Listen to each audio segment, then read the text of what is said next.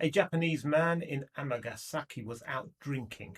He ended up having a few too many and losing his USB drive. Now, I think you're saying, what's the big deal? How can something so small cause so much trouble? Don't say it. Well, it so happens that this one drive contained the details of 465,177 residents living in Amagasaki.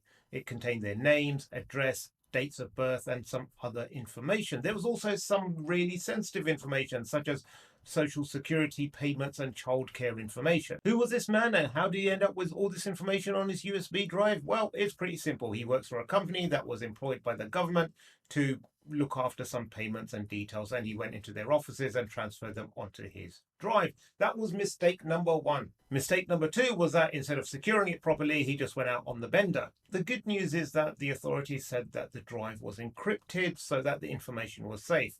Having said that, it didn't stop 30,000 people phoning up and complaining to the city. By way of apology, the city's mayor and other officials bowed to residents. Now, I'm not familiar with how much of a big deal this is. It could have been a very deeply respectful act, or it could be the equivalent of saying we take security seriously.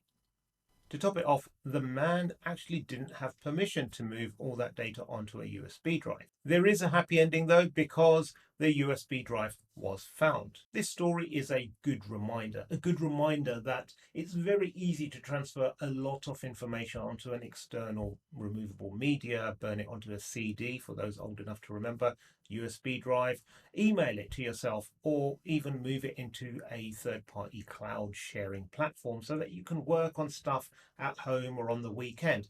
I get it. It's mainly a case of people trying to get their jobs done. However, as this incident highlights, it's far too easy for things to get out of control. And when they're out of the oversight of your technology team, there are fewer controls in place to protect the information. You can't remotely wipe a device if it's not managed by your technology team. You can't remotely access the logs, you can't track stuff, all that kind of good stuff. So while security controls can sometimes feel cumbersome or an obstacle in the way of you getting your job done, they are there for a reason. Stay secure, my friends.